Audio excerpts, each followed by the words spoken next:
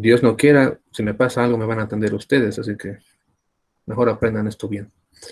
¿Están viendo ahorita la parte de cefotaxima? ¿Aparece o todavía? Sí, doctor. Ya Sí, Sí, aparece. doctor, doctor. ya aparece. Analicemos esto. Fíjense, administración frecuente, así que es uno de los medicamentos que ustedes tienen que dominar. Es bactericida, su vida media es corta. Su resistencia elevada a las beta-lactamasas también indica que es una buena opción cuando tienes una bacteria resistente o productora de beta-lactamasas. Otra ventaja para su uso frecuente es esto, mínimos efectos colaterales. Y la pregunta de examen viene que esta es útil en neonatología. ¿Por qué es útil? Por los mínimos efectos colaterales que tiene. Así que estamos viendo aquí las preguntas de este examen. Ahí están. Cuando comparas esto con otro medicamento como la ceftriaxona, veamos qué es lo que cambia y que se mantiene igual. La vida media es un poco más prolongada. Su administración es más fácil porque hay medicamentos o formas de vía oral. Aparte de eso, otra vez, mínimos efectos colaterales. Y donde empieza la pregunta es que es útil como profilaxis.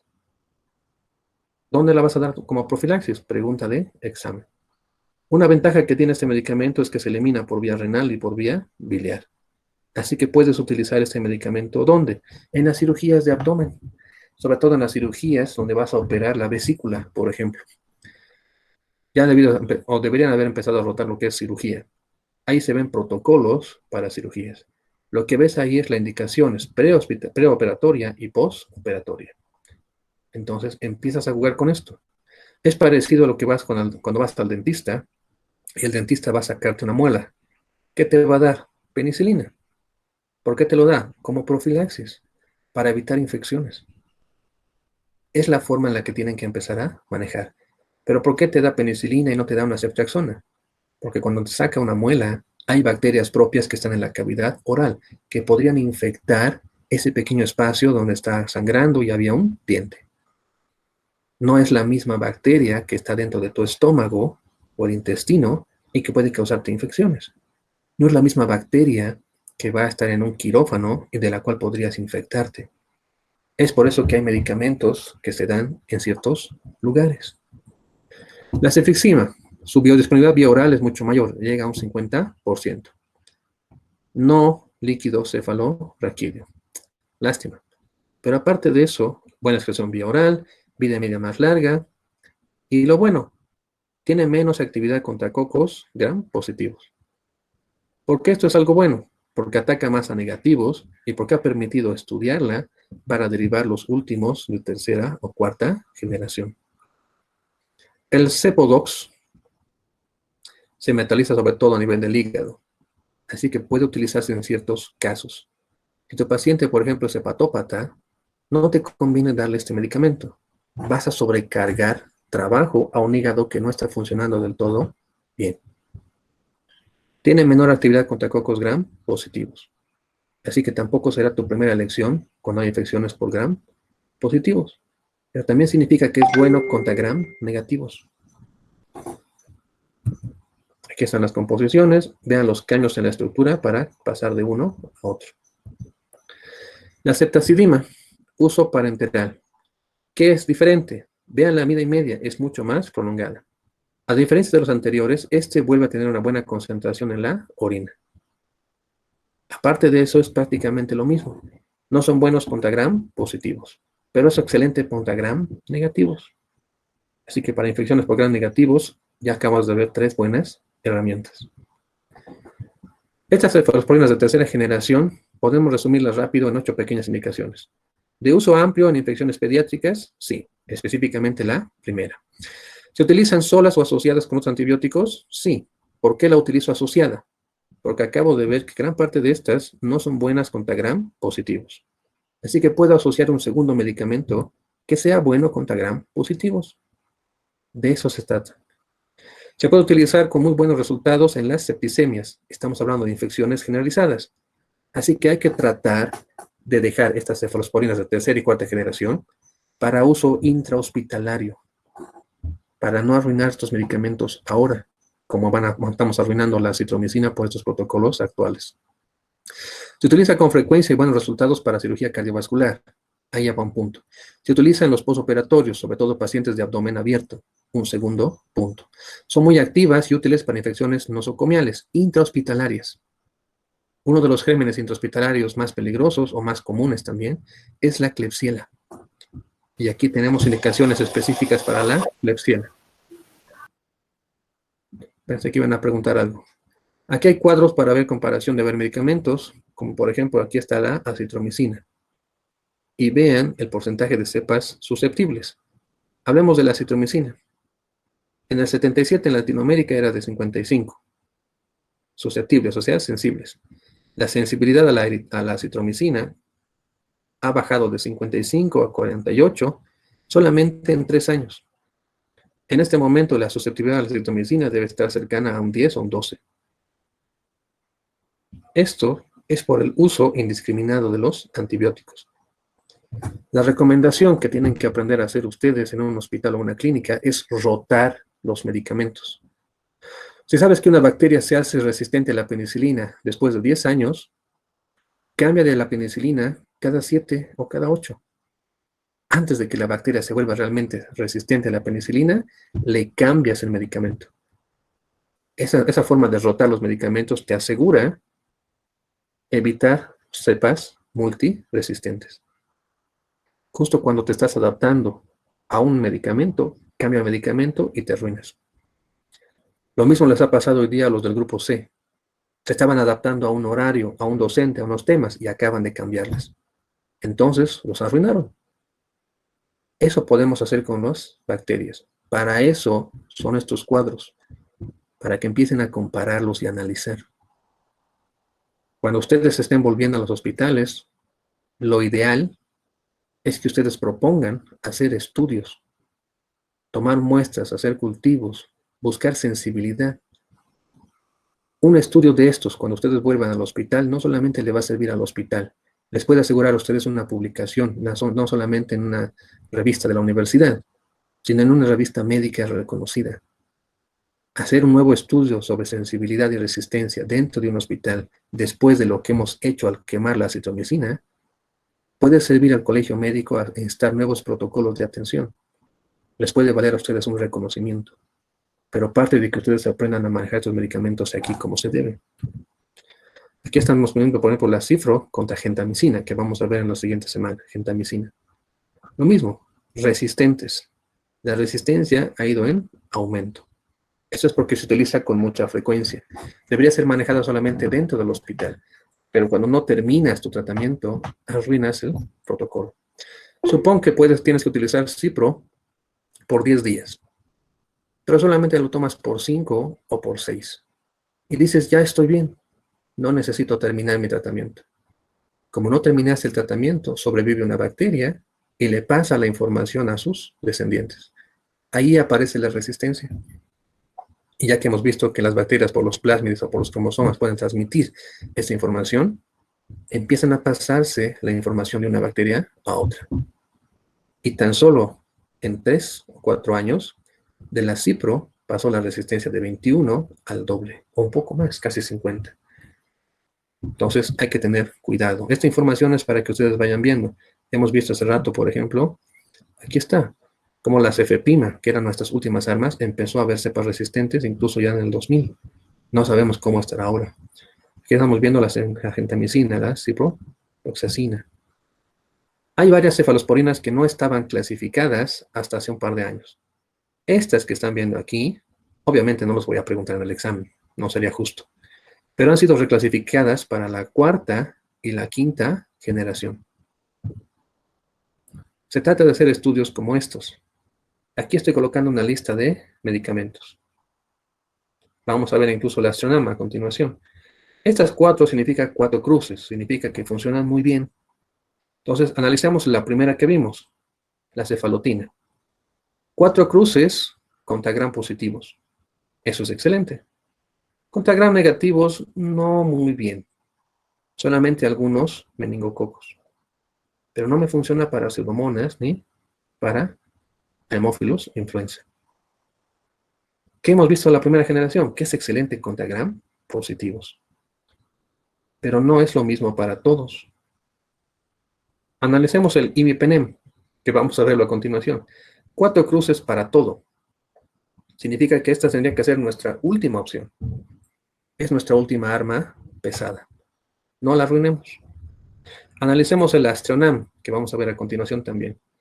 Fíjense que sobre todo me sirven gran negativos, que no hay buena respuesta para gran positivos, pero que aún así dentro de las gran negativas tampoco me llega a todas, pero sigue siendo una buena opción. Analicemos solamente la última, cefuroxima, por ejemplo. Es buena contra gran positivos, pero no contra todos. No hay muy buena respuesta contra ciertos grupos de cocos. En cuanto a gram negativos, solamente afecta a algunos y no muy bien. Al analizar este cuadro, me permite a mí que, si voy a presentar el tema, por ejemplo, de estafilococos meticilinos sensibles, ya tengo mis opciones ordenadas. Las 4 cruces son buenas opciones. Estas no son muy buenas opciones. Al ordenarlas, puedo pensar en qué medicamentos puedo y no puedo elegir. Aquí tienen información, lo mismo. Pero aquí hablamos de una cruz contra 3 cruces. Ya es mucho menor la respuesta que en el cuadro anterior. ¿Cuáles son las recomendaciones finales para lo que son cefalosporinas? Nunca usarlas, ¿cuándo? Cuando tengo un neumococo resistente a la penicilina. ¿Por qué no voy a utilizar cefalosporina? Porque ambas derivan del anillo betalactámico, así que puede haber resistencia cruzada. Y puede haber incluso reacciones adversas, como el RAS cutáneo, cuando tu paciente tiene un shock anafiláctico con la penicilina, entonces no puedo dar ninguna cefalosporina. Pero si solamente tienes un poco de urticaria o alergia a la penicilina, solamente se presenta en 10% de los casos alergia a las cefalosporinas. Si el estafilococo es meticilino resistente, no me sirve dar penicilina. Tengo que utilizar algo más fuerte. Si es enterococo fecalis, no me sirve. Si es Clostridium difficile, no me sirve. Si es pseudomonas, no me sirve. Hay penicilinas específicas anti-pseudomónicas. Puedo empezar por esto. Entonces, aquí hay temas que ustedes ya deberían haber revisado en Bacterio y sobre eso empezar a jugar si se puede o no se puede utilizar un antibiótico. Solo es leer un poquito más. Aquí estamos viendo cefalosporinas de primera generación. Estos sus siguientes 3 cuadros es un resumen final, así que por favor pongan atención. Aquí estamos viendo las cefalosporinas de primera generación. Unión a proteínas, excreción urinaria, absorción por vía oral, líquido cefalorraquídeo. Aquí tengo la lista de medicamentos. ¿Qué puedo recalcar de aquí? La excreción urinaria es bastante elevada, eso me sirve. La absorción oral es bastante buena, eso me sirve. No hay nada en líquido cefalorraquídeo, esta parte no me sirve. Veamos cómo son de la segunda generación. La unión de proteínas ha ido disminuyendo, excepto en algunos grupos. La excreción urinaria está entre el 97 y va bajando incluso a valores de 70. Disminuyó solamente un poco. Solamente hay 2 o 3 opciones para el manejo por vía oral. ¿Pero qué encontré en la segunda? Que empezaron a aparecer algunos fármacos que sí podían ser de utilidad para una infección en las meninges. ¿Qué encontré ahora en la tercera? La excreción urinaria ha disminuido bastante en gran parte de ellos. Pero ahora tengo medicamentos que me dan buenos niveles de saturación, como la ceftazidima, para tratar una meningitis. De esto se trata que ustedes vayan comparando. Sé que es un poco moroso leer medicamentos, pero no tienen por qué memorizar 20 fármacos si no han aprendido realmente uno. Aprende un fármaco de una generación, pero apréndelo a detalle. Y cuando aprendas bien ese medicamento, los que se parecen o derivan igual que él, tienen casi los mismos efectos. Como las cefalosporinas derivan de las penicilinas, gran parte de los efectos adversos, reacciones, contraindicaciones, son similares.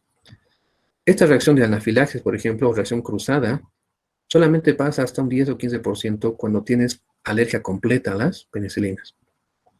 Y en este 15%, en caso de cefalosporinas, puede haber shock, urticaria o angioedema. El RAS puede ser inespecífico. La eosinofilia puede presentarse, sobre todo en estos dos, en la cefoperazona y en la ceftazidima. La hipopotrombinemia puede ser debida a estos 4 ejemplos.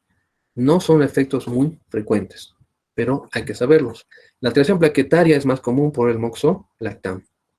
También acuérdense de eso, es pregunta fácil de examen. ¿Qué medicamentos producen cuadros diarreicos? Casi todos, sobre todo las cefalosporinas por vía oral.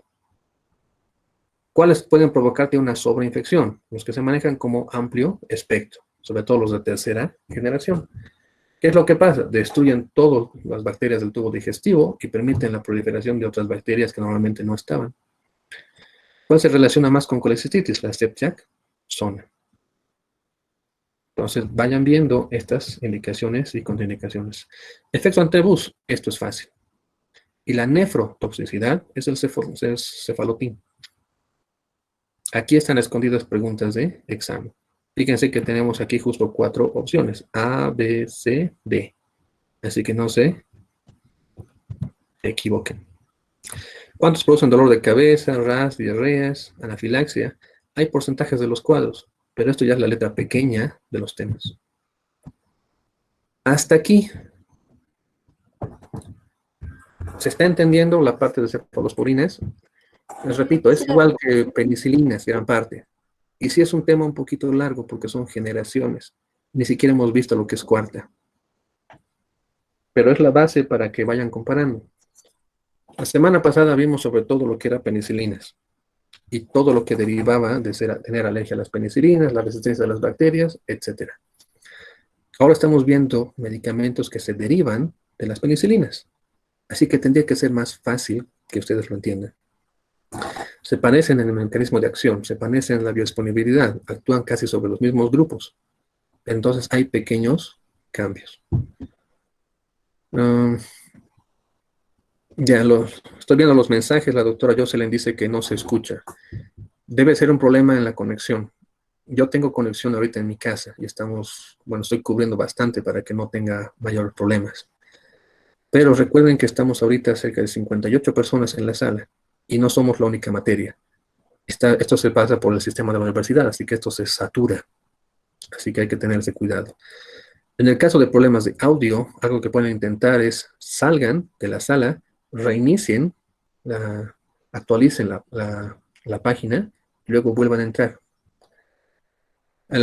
Su compañero está pidiendo el enlace del grupo de WhatsApp. Por favor, si alguien lo tiene ahorita en la mano, lo puede compartir mediante esta bandeja de mensajes, hágalo. Ayudemos a su compañero. Vamos a seguir con los temas. Los siguientes son derivados. Técnicamente son los mismos mecanismos de acción. Vamos a avanzar. Doctor, una consulta. Dime, te escucho. En la última diapositiva de presentación vi sobre efecto antabús. ¿A qué se refiere? Combinarlo con alcohol. Si tú estás tomando este tipo de medicamentos y resulta que vas a una fiesta, tomas alcohol, empiezas a vomitar sin control. Es divertido, pero no es recomendable. Hay una lista de, si no me equivoco, son 9 medicamentos que pueden provocar efecto antabús. El doctor Marcelo solía preguntar eso en el hospital Cusheri. Así que pueden revisar. Ya, vamos a seguir con los temas. Vamos a ver ahorita. Doctor, buenos días. En cuestión de las cefalosporinas, como usted dijo, ya que son derivados de la penicilina, ¿es mejor entonces a los que son intolerantes a la penicilina no administrarles, doctor? No. Lean con cuidado porque dice, solamente aparece reacción cruzada entre 10 al 15%. Si tú tienes realmente alergia a la penicilina, y me refiero a que has sufrido un shock anafiláctico cuando recibiste penicilina la segunda vez, no pueden darte cefalosporinas o derivados de betalactámicos. Pero hay grados de reacciones alérgicas. Si la segunda vez que recibiste la penicilina solamente se activaron los indicadores menores y solamente tuviste, por ejemplo, un poco de rash, la alergia, la urticaria y nada más, pueden darte cefalosporinas. Solamente en pequeños casos puede haber esta reacción cruzada. Si sabes esta parte, puedes colocar cefalosporinas como tu segunda línea. Si quieres prevenir que tu paciente tenga incluso la molestia como el RAS o los cuadros diarreicos, puedes irte a la segunda opción, lo que vamos a ver la siguiente semana, las eritromicinas. Cuando tienes alergia a la penicilina, tienes que cambiar el medicamento por eritromicina. Si tuviera una otitis y tengo alergia a la penicilina, ¿qué voy a utilizar? Eritromicina. No va a servir que me des amoxicilina. Hay que cambiar completamente a eritro. Vamos a ir viendo esto, pero les repito, no es para que ustedes puedan seguirme el ritmo en una clase. Lo que hacíamos en el semestre normal era literalmente pasar de las 7:30 hasta literalmente las 12. Pero avanzaba cerca de 7 temas en un día. Si se están durmiendo aquí, cuando es una clase de conferencia y yo estoy hablando, imaginen lo que es estar esas horas con tema tras tema, tras tema, tras tema.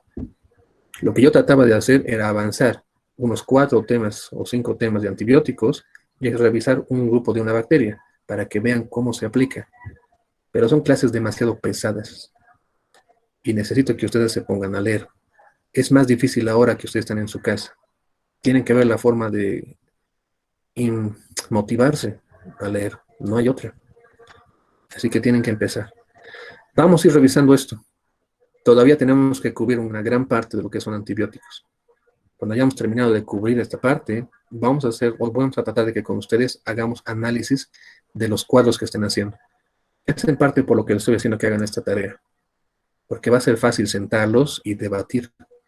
Si, por ejemplo, el doctor Elvis está preparando neumococo, ¿qué van a hacer los otros grupos? Lo van a torturar. Van a preguntarte a ti, ¿por qué ese es tu segundo medicamento? Cuando tú hayas leído eritromicina, puedes preguntar, pero has colocado 3 opciones derivadas de penicilinas. ¿Por qué no has considerado un eritro? Ese es el tipo de preguntas que te va a hacer debatir sobre antibióticos y te va a ayudar a aprender. Si todas tus opciones se derivan de beta-lactámicos, puedo destrozarte solamente con esa pregunta. Tengo alergia a las penicilinas. Tendrás que saber alguna opción para alguien que tiene una alergia. Resulta que has utilizado un medicamento y ahora tengo una falla hepática o renal y el medicamento se está acumulando. Estoy intoxicándome con ese medicamento. Podrás mencionarme, por ejemplo, un antídoto, que sería bueno que esté en la información en el reverso de la tarjeta. Así que pueden ser creativos al momento de armar su tarjeta. Ustedes la van a defender. Qué tanta información quieran colocar depende de ustedes. Pero quiero que sea algo fácil de leer. Es por eso que no solamente van a hacer su tarjeta, la van a presentar y la van a defender, para que sus compañeros vean de qué se trata la tarjeta que tu grupo realizó. Seguiremos con el tema. Vamos a ir viendo estos temas como el efecto antabús poco a poco. Doctor, buenos días. Una pregunta. ¿Es necesario añadir lo que es complicaciones a la tarjeta o solo las Depende. Depende. Depende mucho. Si estás citando, por ejemplo, solamente 4 enfermedades, tengo todo el reverso para colocar más información. Si voy a colocar más enfermedades, entonces no voy a tener espacio para colocar más información. Claro. Pero cuando defiendas el tema, ya puedes mencionarlas, si quieres hacerlo. Ya, está bien, doctor, gracias. Listo. Veremos este tema, glucopéptidos. Gluco se refiere a azúcar. Así que lo que estamos aumentando es un grupo de azúcar. Esto va a modificar un poco lo que es la absorción y biodisponibilidad, sobre todo. ¿Qué medicamentos vamos a ver aquí? Una de las armas más fuertes que tenemos, la vancomicina. ¿Por qué vamos a ver vancomicina ahora? Porque en el primer cuadro que vimos, los que atacaban la pared eran penicilinas, cefalosporinas y vancomicinas. Así que para mantener la relación en cuanto al ataque a la pared, vamos a seguir con esto.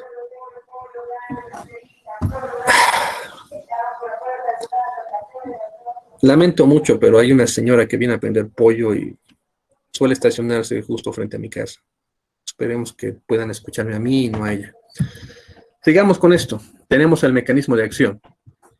¿Dónde está actuando? En la unión lo que se llama el D-ala por D-alanina. Al unirse en este punto, altera la permeabilidad de la membrana y de esa forma inhibes la síntesis de RNA. De esa forma no puedes sintetizar la pared. Se trata de esto. Aquí tienes una enzima bacteriana que se está uniendo justo a este enlace terminal, el D-ala de alanina. ¿Qué hace el medicamento? ¿Qué hace la vancomicina? Se une a este punto y bloquea a la enzima propia de la bacteria. Como se bloquea este punto, no puede producirse la muracina. Y de esa forma no hay pared. Destruyes a la bacteria. Entonces, de nuevo, la vancomicina se une y bloquea esta cadena. Es como si tú bloquearas la secuencia de replicación del ARN mensajero. Recuerda que el codón de terminación es el que termina en UGA. ¿Pero qué hace la vancomicina?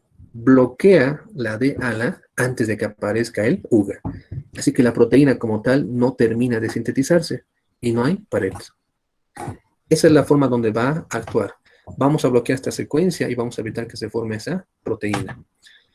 Hablemos de las modificaciones del sitio de unión. Lo que hemos visto la anterior semana en lo que eran las beta-lactamasas como tal. Hemos visto que esta resistencia, sobre todo la tipo A y C, son las más frecuentes. Esta, la tipo A, por ejemplo, es la mediada por plásmides. Es por eso que también es frecuente. Si ahora dice van A, van B o van C, es porque estamos hablando de la vancomicina. Solamente es por eso, para que no se estén confundiendo después. Entonces, la mayor grupo de resistencia que hemos visto era por este tipo, el tipo A. Y es para varios medicamentos. Recuerden, A y C son los más frecuentes. Están mediados por plásmides, los otros son por problemas de los cromosomas. Aquí están viendo varias bacterias. Y esta cruz en el grupo A te está indicando de que han creado resistencia a estas bacterias. Entonces vamos a hablar de las famosas beta-lactamasas que pueden destruir ciertos organismos, en este caso ciertos antibióticos. Ya que estamos viendo lo que es la vancomicina, comparemos la vancomicina y el teicoplanin. En cuanto a su administración, ambos se administran por vía oral. La vancomicina no presenta forma endovenosa, a diferencia del teicoplanin. De los dos, ¿quién se une más a proteínas? El teicoplanin. ¿Quién tiene una contracción sérica más elevada? Teicoplanin. ¿Quién tiene una vida media más larga? Teicoplanin. Pero entonces, ¿por qué empezamos por banco? ¿Por qué no damos sobre todo teicoplanin? Por un lado está el costo. Segundo, es el riesgo de intoxicar al paciente con dosis muy elevadas del medicamento. El metabolismo es hepático en ambos. La excreción renal es elevada, sobre todo para la vancomicina. La concentración en heces se consigue por vancomicina. Así que para infecciones o trastornos del tubo digestivo, me conviene más banco que teicoplanin. En cuanto a la concentración en el líquido cefalorraquídeo en caso de meningitis, la vancomicina puede tener una concentración pequeña. No hay estudios muy completos en cuanto al teicoplanin para el caso de meningitis, pero tal vez ya aparezcan para cuando ustedes estén egresando. Analicemos sobre todo de estos dos. Estamos viendo aquí la farmacocinética del orita-vancin, que son derivados de la vancomicina. Estoy colocando los derivados solamente para que tengan un poquito de información. No voy a preguntarles sobre este, por ejemplo. Estás comparando aquí la dosis, la concentración y la vida media. Pero es uno de los medicamentos que vamos a empezar a conocer. Está el dalbavancin y cómo va aumentando la concentración dependiendo del tiempo de evolución. Aquí está la vida media, el tiempo máximo, la dosis inhibitoria mínima, la concentración máxima a la que puedes llegar. Solamente es para que tengan un poquito de referencia.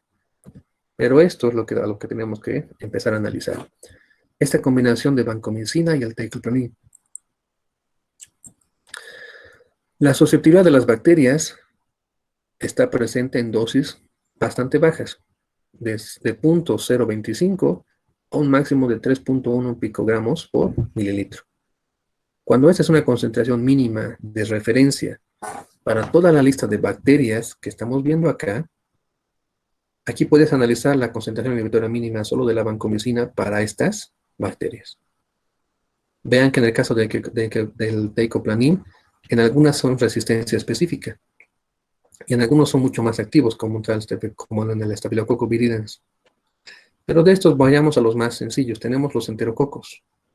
En el caso de enterococos, las dosis que van, en caso de vancomicina, van de 0.5 a lastimosamente dosis del doble, 6.25. Entonces, no es exactamente un estudio muy completo. Todavía se están haciendo estudios desarrollados a lo que es la vancomicina. Es por eso que no es tu primera elección. En el caso de la neumonía hay estudios, ya se ha definido una dosis específica y la dosis de vancomicina es baja, pero los efectos o riesgos son muy elevados. Es por eso que no es tu primera elección. Puedes comparar aquí. Estamos comparando teicoplanin contra vancomicina. ¿Qué significa 50 y 90%? Concentración inhibitoria mínima para matar al 50% de estas bacterias contra la concentración para matar al 90% de las mismas bacterias. ¿Qué significan estas letras de aquí? Staphylococcus aureus, meticilino sensibles o meticilino resistentes. La meticilina tiene su propio tema y tenemos que desarrollarlo bien, porque es la base para ver la resistencia. Si comparas aquí, en el Staphylococcus aureus meticilino sensible, la dosis del teicoplanin va de 0.5 para matar a la mitad y de 4 veces más, o sea, un 2, para matar al 90% de la misma bacteria. En cambio, la vancomicina tiene una dosis de 1 para matar a la mitad de esas bacterias y 2 para matar al 90%. Esta diferencia del doble contra 4 veces la misma dosis es lo que tiene que hacerte ver la sensibilidad de uno u otro medicamento. Y aquí tienen varios ejemplos. Solamente es para que vayan viendo las comparaciones. Esto no voy a preguntarles directamente. Voy a ver si ustedes van a defender esto para ver por qué eligen con una o con otra bacteria. Fíjense en caso de la Neisseria, que se duplica la dosis. Pero en el caso de la vancomicina, vas de 4 a 32. ¿Cuántas veces será? 8 veces, más o menos. Entonces, hay que ver riesgos para intoxicar a un paciente con un medicamento. Es por eso que se hacen cuadros comparativos como estos, para ver qué medicamentos puedo utilizar con dosis muy pequeñas y cuáles ya pueden ser peligrosos, como los que están viendo aquí, como el Fusobacterium. Vean las concentraciones, son mayores a 256 para todo. Entonces, tampoco me va a servir estos medicamentos para algunos tipos de bacterias. Tendré que buscar medicamentos específicos. Partir de una tabla que te oriente a hacer tratamiento, yo creo que va a funcionar por ahora. Buscar tratamientos específicos cuando tengan la oportunidad de ver a este tipo de infecciones va a ser mucho más específico. Va a ser una revisión más sencilla, porque van a partir de algo más fácil para ustedes. Aquí están viendo otras bacterias. De nuevo, estás comparando ya la vancomicina, el teicoplanin y un tercer medicamento más, el orita-benzin. Pero de nuevo, son concentraciones inhibitorias mínimas para matar al 50% de esa bacteria, al 90% de la misma bacteria. Y vean cómo, por ejemplo, este derivado, que es el orita-benzin, a la misma dosis puede acabar con el 50% o el 90% del Staphylococcus aureus meticilino sensible. Estos cuadritos es para entender cómo está cambiando la antibiótico-terapia en los últimos años. Estos cuadros es específico para el dalbavancin. Aquí tienen la misma información. Esa parte no hay por qué enfocarnos mucho. Desde aquí es donde voy a empezar a preguntar, porque no es un medicamento que se maneje de forma indiscriminada. Hay que tener cuidado. Aquí están viendo las dosis, tanto para la vancomicina como para el teicoplanin, en adultos y en niños. Vean con cuidado las dosis, no se equivoquen. Vean lo que dice miligramos, y cuidado, yo ya he escrito picogramos, porque he cometido esos errores al escribir. Pero no son errores por equivocarme. Son errores para ver si ustedes están leyendo la pregunta como se debe. ¿A qué se refiere lo que se denomina aquí dosis de carga? A que este medicamento es dosis dependiente. Hay medicamentos que son tiempo dependientes. Implica que tienes que cumplir un mínimo de días para ajustar el tratamiento y acabar con las bacterias. Es por eso que das medicamentos por ejemplo, cada 8 horas. Porque el pico del medicamento empieza a descender cada 8 a 9 horas. Y al dar una segunda dosis, vuelves a elevar la meseta para mantenerlo dentro de tu ventana terapéutica. Pero una dosis de carga es como una dosis de impregnación. Primero saturas el cuerpo o la sangre con una dosis del medicamento, para después mantenerlo siempre elevado, evitando que se disminuya rápidamente. Aprendan aquí las dosis porque son preguntas que yo voy a hacer. Adultos, 1 gramo cada 12 horas, por ejemplo. O 0.5 gramos cada 6 horas en forma endovenosa. Esto sería vía oral. En caso de los niños, es 10 miligramos, de hecho, 10 microgramos por kilogramo de peso cada 6 horas en forma endovenosa. Infecciones graves por bacterias en las cuales está indicado el uso de glucopéptidos. Así que aquí se pone fácil. ¿Cuándo puedo utilizar vancomicina? Esa es la forma para ponértelo más sencillo. Tengo los Staphylococcus aureus y Epidermidis meticilino resistentes. ¿Cómo sé que la infección que tiene mi paciente está siendo provocada por un Staphylococcus aureus meticilino resistente? La única forma es haciendo un cultivo. Pero ¿cómo lo voy a hacer? No puedo empezar a darle un medicamento y después pedirle un cultivo. ¿Qué será lo correcto? Tienes un paciente que ingresa contigo al hospital. ¿Qué debo hacer? Tomo una muestra y pido un cultivo y un antibiograma. Una vez que empezamos con esto, Staphylococcus aureus. ¿Qué enfermedades me produce? Eso tengo que saber. Cuando sé qué enfermedades produce y veo mi tablita, puedo ver con qué medicamento puedo empezar. Cuando salga el cultivo, voy a revisar si hice lo correcto o si puedo cambiar. Veamos ahora el neumococo. Creo que hemos explicado esto y que van a poder entenderme. Aquí dice neumococo altamente resistente a la penicilina. Tengo un paciente que ha venido por una neumonía, pero vino de la comunidad. Sé que la neumonía de la comunidad, lo más común, es un neumococo. Y mi primera herramienta de ataque es una penicilina. Así que puedo empezar dando penicilinas. Pero antes de darle la penicilina, le pedí una muestra y empecé un cultivo. Ya han pasado 72 horas y veo que el paciente no mejora con lo que son penicilinas, con lo que son amoxicilinas, ampicilinas, derivados. Ya pasaron 72 horas. Puedo replantear el antibiótico que voy a utilizar. Para replantear el antibiótico, implica que por 3 días yo elegí darle penicilina. Cuando salga el cultivo, reviso los resultados y ahí me sale penicilina resistente. Vuelvo a ver el listado, veo cefalosporinas, pensando en una segunda opción. Vuelvo a revisar, cefalosporina resistente.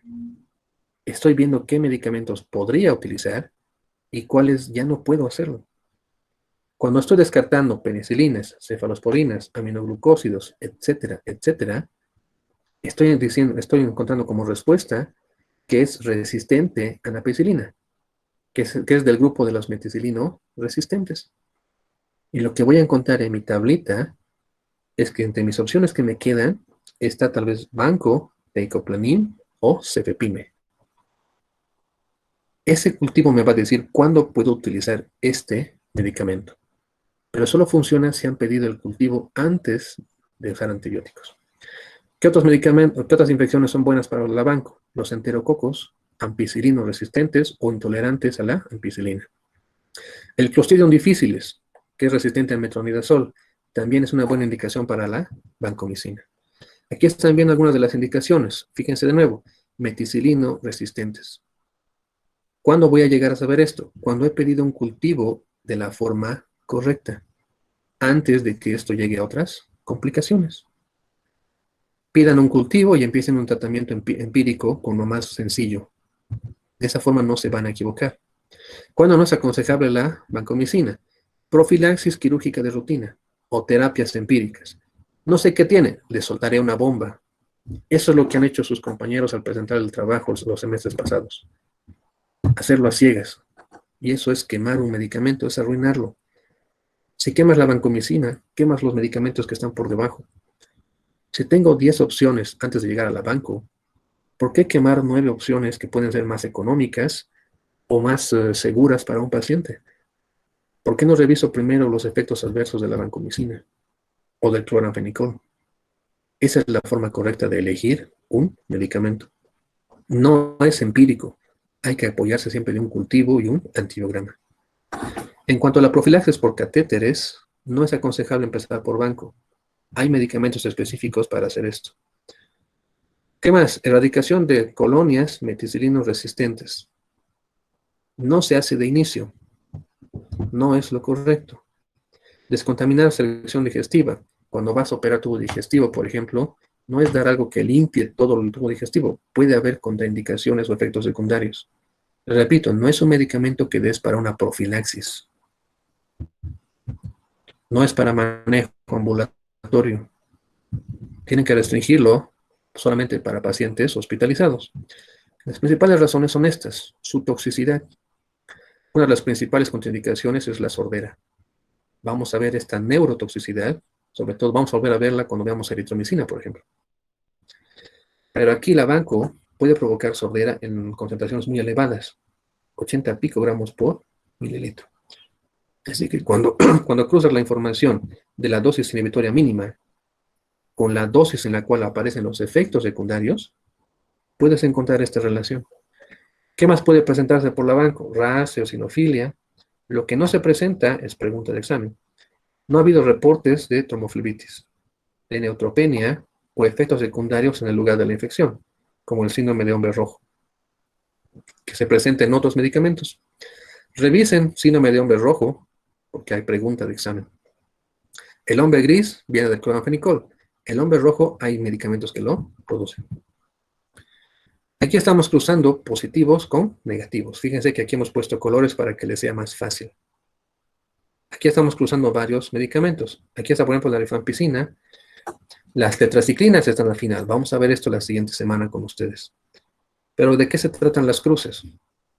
4 significa que hay 4 cruces. Significa que son buenos para este grupo de bacterias. Vean cómo tengo, por ejemplo, los glucosaminas. Tienen 4 cruces y son buenos para gram positivos. Pero no hay muy buena respuesta en gram negativos. Vean cómo hay buena respuesta o una respuesta parcialmente buena contra anaerobios. Positivos, no anaerobios, negativos. Les repito que estos cuadros los he dejado en la presentación para obligarlos a ustedes a leer un poco, a sentarse a analizar y ver por qué habrá ese asterisco en el número 3 o en el número 4. ¿En qué lados hay cruces que significan que funciona? ¿Y en cuáles veo cruces donde veo que no funciona? Los macrólidos, que es tu primera columna, vean, por ejemplo, en el Haemophilus influenza, hay un 4, así que funciona bien para ellos. Pero no funciona para enterobacterias. Analizar estos cuadros o sentarse un momento a leerlos les va a permitir razonar un poco qué es lo que están haciendo y qué es lo que tienen que hacer. Se trata de analizar, esto no es memoria como tal. Una vez que hayas razonado un poco, se hace más fácil. Si van a intentar memorizar, son demasiados medicamentos. Les va a doler su cabeza y se van a olvidar de todo en un par de días. Pero si lo razonas y empiezas con grupos grandes, acordarse las letras pequeñas se hace más fácil. Hasta aquí, ¿siguen despiertos? Sí, doctor. Sí, doctor. La siguiente clase, quiero ver prendidas sus cámaras y quiero ver tazas de café. Yo voy a tener una taza grande, por lo menos. Veamos el siguiente tema.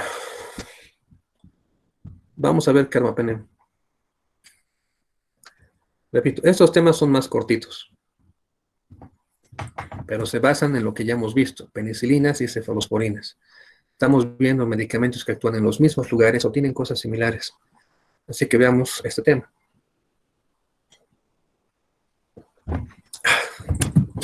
Carbapenémicos. Fíjense que seguimos viendo aquí los mismos grupos. Hemos analizado este grupo. Aquí están las penicilinas, cefalosporinas. Vamos a ver lo que es el monobactam y los carbapenem.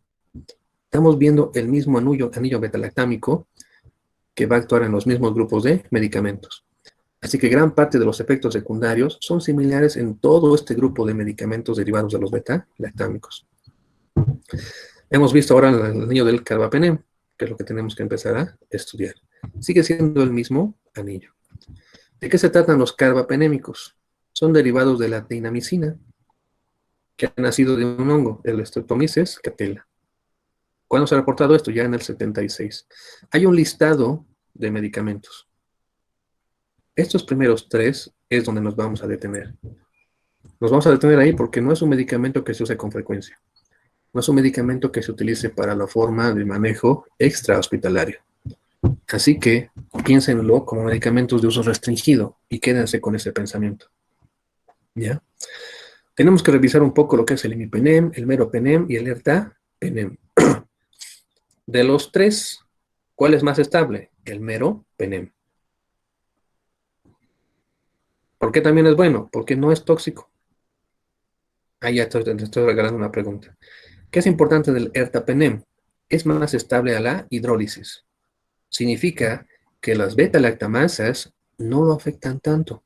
Recuerden que las beta-lactamasas lo que producen es hidrólisis del anillo beta-lactámico. El ertapenem resiste un poco más a las beta-lactamasas. ¿Por qué está el imipenem al principio? Porque lastimosamente daña el riñón. Y tiene que darse de la mano con un segundo medicamento, el cilastatin. Con esto acabo de resumirte 3 puntos importantes para este tema. El resto es resumir. Aquí estás viendo la forma química del de dinamicina. Entonces, de ahí ha derivado estos grupos. Aquí están haciendo el imipenem. Aquí estás viendo, por ejemplo, la cilastatin. ¿Por qué van de la mano? Ya que el primer medicamento es nefrotóxico, este segundo medicamento protege al riñón. Pero al dar los dos medicamentos, también implica para ustedes más gasto. Económicamente es más caro el tratamiento con imipenem, porque al mismo tiempo tienes que comprarle el cilastatin. Por eso es que se han derivado estos otros dos, el meropenem y el ertapenem. ¿Cuál es el mecanismo de acción de los carbapenémicos? El mismo que hemos estado viendo por 2 semanas. Y como es el mismo, espero que realmente hayan aprendido este mecanismo de acción. ¿Qué hace el carbapenem? Se une a la proteína fijadora de penicilinas, inhibe la síntesis de la pared y causa la lisis bacteriana. Lo mismo que penicilinas, lo mismo que cefalosporinas. Listo. Lo mismo que la vancomicina. ¿Cuál es su mecanismo de acción? Se une a la proteína fijadora de penicilinas tipo 2 y tipo 1. Desde aquí empezamos a preguntar, ¿habrá varios tipos de proteínas fijadoras de penicilinas? Sí. Algunos tipos de medicamentos tienen reacción cruzada por este tipo de unión. Esta proteína fijadora de penicilinas puede ser de varios tipos. Los lugares más comunes son las puertas o formas 1 y 2. Hay una forma 3 que es específica para una de las preguntas de un medicamento. Pero como hay varias formas de estas puertas, las reacciones cruzadas entre medicamentos se explican por esto, porque hay varias formas. Aunque la proteína fijadora de penicilinas, al principio pensábamos que era específica para el anillo betalactámico, hay pequeñas variaciones que pueden hacer que se active o se bloquee por otras sustancias. Estos dos bacterias que están viendo aquí abajo, por ejemplo, actúan sobre una forma de proteína fijadora alterada.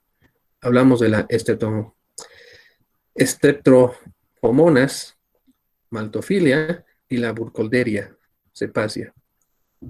Tienen que aprender esos dos nombrecitos porque hay 2 preguntas difíciles que salen solamente de esos 2. La forma de resistencia hemos visto en penicilinas, así que voy a avanzar rápido esta parte. Está la producción de beta-lactamasas, que va a acabar con esto, con los carbapenémicos, debido a la hidrólisis. Pero acabamos de ver que uno de los medicamentos resiste más la hidrólisis, el último grupo que vimos. La resistencia por eflujo significa que la bacteria evita su ingreso y el poco medicamento que ingresa es sacado al exterior. El sitio de unión alterado, ahora estamos viendo que hay varias formas de proteína fijadora de penicilinas o PPP. Como se alteran varias, no se recibe el medicamento, así que no se causa el efecto. Analicemos estos 3. Imipenem, meropenem, ertapenem. Recuerden que este último resiste más la hidrólisis, así que es más resistente para las betalactamasas. El imipenem va de la mano con celastatin, así que tenemos que ver el porqué. Estamos viendo la absorción vía oral, es bastante escasa. Como es escasa, implica que va a tener que ser administrado en forma intravascular o intravenosa.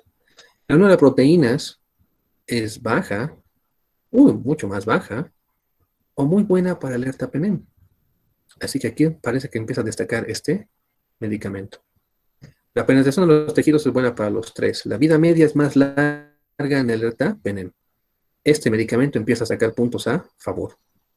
Números de dosis al día, solo una, comparada con 3 o 4 dosis. Alguien se está ganando la medalla de oro. Habrá que ver si no tiene complicaciones. Eliminación urinaria, 75, 79, 37. Parece que no me va a servir tan bien para una infección urinaria de una bacteria multiresistente. Bueno, nadie es bueno en todo. Pero la concentración en el líquido cefalorraquídeo es la misma. Así que tenemos que empezar a comparar para ver cuál es bueno en uno o en otro. Analicemos estos gérmenes. De nuevo, tienes positivos, tienes negativos. La dosis del imipenem, mira, para Staphylococcus aureus meticilino sensible, para Streptococcus, neumococo que están haciendo ahorita ustedes, las concentraciones del imipenem realmente son bajas. 0.03. Técnicamente 0.03 centésimas. Comparado con el meropenem, que es de 0.3, 3 décimas. Al ponerlos lado a lado, ¿cuál elegirían primero? El imipenem, obviamente. Pero si recuerdas que este daña el riñón, porque tienes que darlo junto al cilastatin, empiezas a ver mucho mejor el meropenem antes que el imipenem. Si tu paciente ya tiene daño renal o falla renal, obviamente este medicamento no es una opción. Por eso están estos cuadros para que vayas comparando uno con otro. Aquí parece fácil comparar enterococos, un 2 contra un 8. Pero cuando ves los efectos secundarios, realmente te pones a pensar si vale la pena costo-beneficio de uno u otro medicamento. ¿Para qué más hemos puesto esto por colores? Veamos el imipenem. Estamos viendo dosis muy bajas para gram positivos. Pero ¿qué pasa en los gram negativos? Las dosis son mucho mayores comparadas con el meropenem. Aquí tienes 2 contra 1 para hemófilos influenza. Bueno, 2 contra 0.1. La diferencia es abismal. Contra E. coli tienes 0.1 comparado con 0.03. Lo mismo aquí. Contra Proteus o Pseudomonas tienes valores de 4. Contra la mitad o incluso contra 0.1. Entonces, a modo general, ¿qué estoy viendo? Que en contrapositivos me sirve más el imipenem. ¿Cuál me sirve más contra negativos? El meropenem. Al ponerlo así, incluso por colores, les va a permitir a ustedes acordarse un poco mejor de la información de cada grupo de medicamentos. Aquí estamos comparando lo mismo. Tienes una concentración aleatoria mínima y tenemos 3 ejemplos. Imipenem, meropenem y ahora hay un medicamento más, el safetrinem. Comparemos las dosis y veamos lo mismo. Aquí estamos viendo gram positivos. ¿Cuál hemos visto que tiene dosis más bajas contra gram positivos? El imipenem. ¿Qué es lo malo de estas dosis bajas? Que van a causar incluso a dosis bajas daño renal. Así que tengo que dar un protector renal, cilastatin. Eso implica 2 medicamentos, implica más gasto económico para evitar más daño en el riñón. ¿Qué pasaba con los gram negativos? Este medicamento ya no me servía mucho, pero el meropenem tiene dosis más bajas. Entonces, aquí tengo una buena opción. ¿Por qué no utilizo este medicamento para tratar todas estas infecciones? Por el costo, por el tiempo, por la vía de administración y porque obviamente hay efectos secundarios. La vancomicina, el imipenem, la cefepima, son medicamentos que tienen que utilizarse desde el punto de vista de solo dentro del hospital, solo en la sala de terapia o infectantes y solamente como última opción. Antes de llegar a pensar en esto, pensaremos en los medicamentos más sencillos. Por eso es que hemos empezado con penicilinas y cefalosporinas. Vamos a ver eritromicinas, tetraciclinas y otros. Pero cuando hayamos visto esto, lo que llega al final es el meropenem, el imipenem, la vancomicina, el safetetem. Así que revisen con cuidado estos cuadros. Están aquí para ayudarles a hacer su análisis y que puedan defenderlos. Y les estoy dejando todas las presentaciones. Todas las 24 presentaciones de antimicrobianos están en la página de Jimdo, así que se las pueden descargar. Toda la información sobre lo que es microbiología se las he subido al Drive. Ahí se pueden descargar todos los temas. Esta información ha salido de estudios de clínicas reconocidas. Aquí la información que tienen es de la Clínica Mayo en Minnesota. Es un hospital reconocido porque hacen investigación. Es un hospital de 5º nivel. Aquí han hecho información cruzada de estudios de dosis inhibitorias mínimas para el meropenem contra el imipenem. Cuando administramos medicamentos a dosis idénticas, ver los efectos entre ciertos grupos de organismos y ver las concentraciones que pueden alcanzarse para inhibir a estas bacterias. Al comparar estos dos, puedes encontrar reacciones cruzadas idénticas, como el caso de para Streptococcus pneumoniae penicilino sensible. La dosis es idéntica de uno o de otro. Pero hay variaciones en otros, como Enterococcus fecalis, 8 contra 2. Así que esos estudios te permiten a ti buscar información de una publicación médica, recomendaciones de la Clínica Mayo, recomendaciones del New England Journal of Medicine, que son páginas reconocidas. Buscar incluso información de la OMS, pero actualizada, indicando cuándo se indica y cuándo no ciertos medicamentos. Eso es buscar información en una página médica. Información que es conocida y reconocida. Y no solamente publicada como un trabajo ya hecho al que solamente le cambias tu nombre. Revisen eso con cuidado. Este cuadro es lo mismo. Estamos comparando los tres. El intervalo de dosis, que solamente es 1. Que va de la mano con cilastatina, a diferencia de los otros 2. ¿Dónde es bueno? Este primero es para gram positivos. Y los otros dos son sobre todo para gram negativos. Aprovechen esos cuadros. ¿Cuáles serían las indicaciones clínicas del uso de carbapenémicos? Primero, tenemos que ver los estudios de eficacia y seguridad. Implica haber revisado los cuadros que están antes. Concluyan de la respuesta clínica de carbapenémicos cuando se han hecho estudios o cultivos. Cuando son sobre todo bacterias específicas para estos antibióticos. ¿En qué estudios he hecho la comparación? Tenemos la endocarditis, tenemos bacteriemias, infecciones respiratorias graves.